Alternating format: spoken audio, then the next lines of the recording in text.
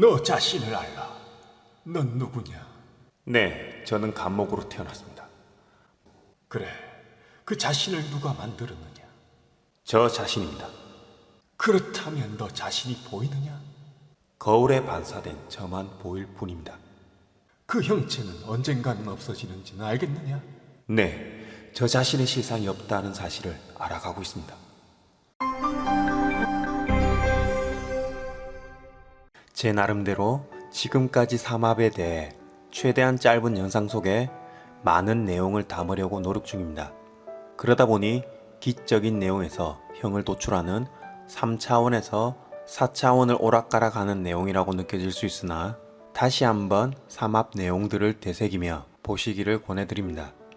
그 이유는 명리학 자체가 봄, 여름, 가을, 겨울이라는 계절과 희노애락을 담고 있는 중력, 그리고 인간관계에서 서로 번뇌를 일으키는 주요 물리력인 인력과 청력 작용, 이러한 서로 상호적 기에서 출발하기에 안 보이는 상을 만들어 결과라는 형을 도출하는 학문입니다. 이에 삼합이라는 중요한 명리학적 단서를 보다 이해하기 쉽게 하기 위해 풀어서 설명을 하다 보니 귀신 씨나락 까먹고 있네요. 그럼 이번 시간은 마지막 암흑 세계로 나타내는 신자진 삼합에 대해 다루겠습니다. 신자진 삼합은 결론부터 말하자면 임수라는 암흑이 주된 작용이다. 보이지 않은 기적인 작용이고 윤회라는 현실 세계에서도 말도 안 되는 윤회라는 작용이 이 신자진 삼합에서 그 단서를 찾을 수 있다. 그래도 안 믿기는가? 그렇다면 예시를 들어봅니다. 오빠야, 낮에는 부끄럽다. 밤에 하자. 자시해? 새 생명인 목을 도출하려는 작용이다. 밤의 관계라 하는 이유가 신자진에 있었다. 정치의 생명은 돈줄입니다. 아무도 모르게 트렁크에 실어주십시오. 이 또한 목이라는 새로운 권력을 도출하려는 작용이다. 그리고 지도 새도 모르게 암흑에서 이루어진다고 볼 수 있다. 남말은 새가 듣고 반말은 자수가 듣는다. 임수속 자수를 뜻하는 아주 멋진 속담이다. 우리 밤에 세비러 가자. 그렇다. 어두울 때 모두가 잠든 밤에 대부분 음지의 범죄는 일어난다. 이렇듯 보이지 않는 어둠 속에서 암암리에 벌어지는 일련의 비밀스러운 활동이 신자진이라고 볼 수 있고, 철학 종교 연구 분야에서 많은 활동이 일어나는 삼합이 신자진이다. 갑자기 어둠에 대해 고뇌하는 옛 선조들의 시조가 떠오른다. 어둠이 뭔지, 임수가 뭔지, 어둠은 그냥 눈을 감아보라 였던가, 임수는 그냥 공이었던가. 어둠이 무엇인지, 임수가 무엇인지 아직 알 순 없지만 결혼한 사람들은 이렇게 얘기하지. 남편은 암흑이야. 암덩어리야. 사랑을 하면서도 후회해도 한평생을 살 사람아. 아이고, 내 팔자야. 내 팔자 돌리도. 다음에 태어나면 내 꼬시지 마라. 그래서 다시 오빠야 할 사람 하면서 다시 오빠야 할 사람아. 조금 더 자세히 들여다보자. 사람의 일생을 볼 때 신금은 중년 이후의 삶을 나타낸다. 열매를 만들고 노후를 위해 그 열매를 자수에 저장시키려고 하는 것이다. 이때엔 죽음이라는 유금의 과정이 있어야 술토에서 해수라는 천문으로 간다. 이것을 술의 천문이라고 부른다.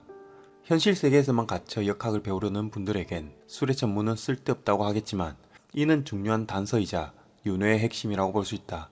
이 과정이 잘못되면 현실 세계에서도 번뇌와 고통이 따른다는 것을 진사와 수레, 이 두 개의 우합에서 깊이 고찰해 볼 필요가 있는 것이다.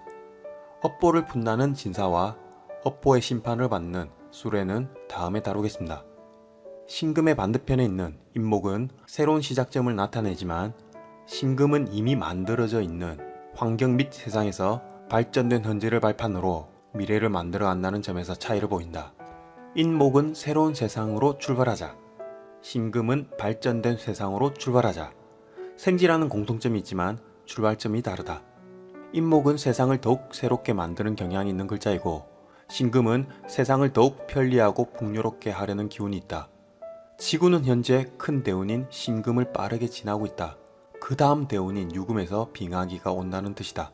어쨌든 신금에서 자수로 가는 과정은 점자수의 작용을 고갈시켜 진토에 이르러 수생목을 끝내는 역할을 한다. 자수 지장간을 보면 임수와 개수만 있다. 임수는 모든 3차원의 형을 상으로 돌려놓는 역할을 한다. 즉 죽음으로 육신의 집착을 내려놓고 개수에게 넘겨 새로운 목의 시작을 내어놓는 글자라고 할 수 있다. 사람이 죽으면 기억이 사라지는 이유는 이 자수라는 명리학적 글자가 전생에 가지고 있는 모든 기억을 압축시켜 임목이라는 새로운 시작을 위해 리셋시키는 효과를 나타내고 있었다. 즉 임수에서 사람은 심판을 받고 개수에서 서서히 새로운 목의 시대를 준비하는 과정인 것이다. 마치 종교적으로 들을 수 있지만 명리학적 관점에서 예시를 나타낸 것이고 이런 과정을 거치며 여러 우주를 형성하고 있었던 것이다.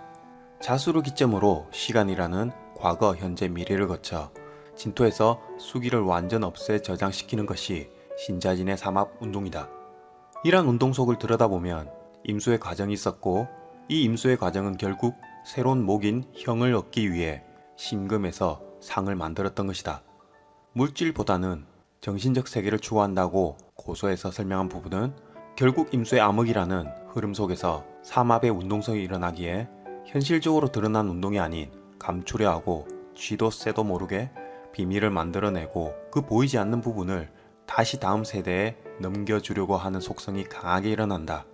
신금에서 시작된 내부로 모이게 하는 압축작용이 자수를 지나면서 외부로 발산하고 서서히 드러나게 하는 작용인 것이다. 조직이나 단체 생활이 어려운 이유는 자신을 드러내는 것을 불편하게 생각하기 때문이고 혼자서 연구하는 직종이나 개인 사업을 하는 이유가 암흑이라는 공간을 점하기 위한 하나의 본능이다. 만약 여기서 사주팔자 운국에 화가 약하다면 단체 생활을 하다 공황장애나 인간관계 애로사항이 생길 수 있는 부분이다. 수의 성정인 지혜롭고 미래에 대한 지식적 기반으로 하는 아이디어가 넘치는 장점이 있는 반면 잘못 쓰면 정신적 번뇌로 이어지는 이유가 사람들은 이노수루이라는 보이는 현실을 바라기 때문이다. 하지만 신자진은 단지 하나의 과정일 뿐이며 목이라는 새로움과 미래를 대비하는 운동성일 뿐이다. 만약 천간에 간목이 투관되면 항상 새로움에 도전하는 삶일 것이며 경금이 투관되면 새로운 마음과 도전정신으로 삶을 개척한다.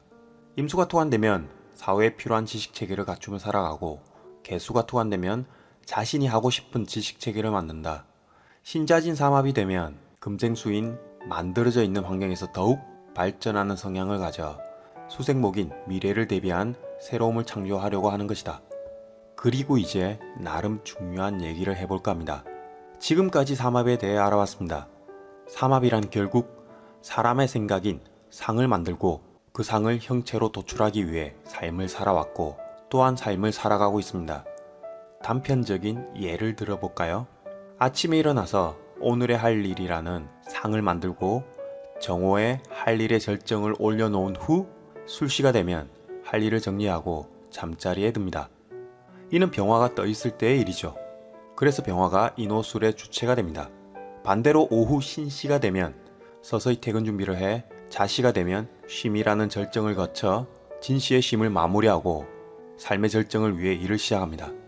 또한 사유축이라는 일의 공간에서 경금의 결과를 항상 바라고 있었고 해묘미라는 다음날의 간목이 주체가 되어 새로운 하루를 준비하는 삶을 지금까지 살아왔고 앞으로도 살아갈 것이고 이는 언제까지 반복되는지도 모른 채 인간으로 태어나 의식주를 알뜰살뜰 챙기며 살고 있습니다.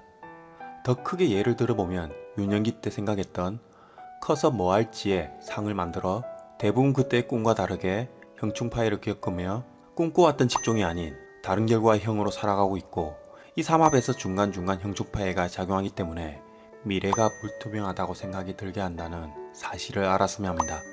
항상 앞날을 걱정하며 살고 있죠. 왜? 자신이 생각했던 결과로 이어지는 것이 아니었다는 것을 이 삼합 중간중간 오는 형충파의 효과 덕분일 겁니다. 자연은 사주팔자를 부여받지 않습니다.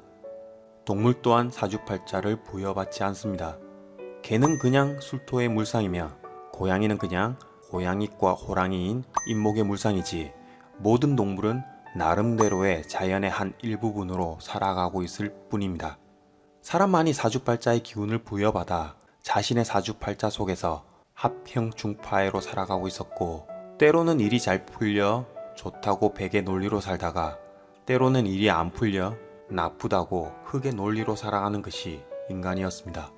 동물은 흑백 논리도 삶의 의미를 부여해 번뇌를 일으키지도 않았으며 억지로 동물끼리 사주팔자를 부여해 희노애락을 만들지 않았습니다. 동물은 그냥 자연의 한 일부분이고 사람 또한 그렇습니다. 삼합이란 습관인 습을 만드는 작용일 뿐이었고 자연의 순환이고 중력작용의 한 일부분일 뿐입니다. 하지만 왜 인간으로 태어나 사주팔자를 부여받았고 그 속에서 지지고 볶고 싸우고 때로는 화해하며 즐거움이 좋고 고통이 나쁘다는 것을 알까요? 자연의 한 일부분일 뿐인데 말이죠. 소크라테스의 유명한 명언이 있죠. 너 자신을 알라. 부친과 항상 대화하며 들었던 질문이었습니다. 그럼 다음 대화를 마지막으로 삼합을 마무리하겠습니다. 너 자신을 알라. 넌 누구냐? 네, 저는 간목으로 태어났습니다. 목이 많아서 아이 같습니다. 너 자신이 누구더냐? 네, 저는 봄에 태어난 간목으로 목 생활을 수시로 하며 쎄 빠지게 화생토로 하는 삶이고 내 재능과 가진 것을 나눠주는 쟁제의 삶을 살고 있습니다. 그래, 그 자신을 누가 만들었느냐? 저 자신입니다. 그렇다면 너 자신이 보이느냐? 거울에 반사된 저만 보일 뿐입니다.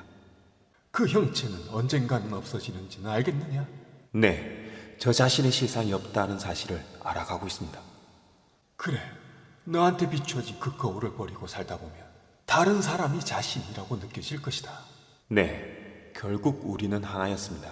하지만 나는 너라는 상을 만들었고 우리는 너희라는 상을 만들었고 결국 내 것을 지키기 위해 사람들은 미워하고 배척하며 싸움과 전쟁으로 몰아가는 상을 만드는 것이 결국 다시 빅뱅이라는 세포의 원점인 형으로 돌려놓게 된다는 것을 모른 채 짧디 짧은 인생을 살아가고 있습니다. 그래서 이 말이 나왔느니라. 너 자신을 알라.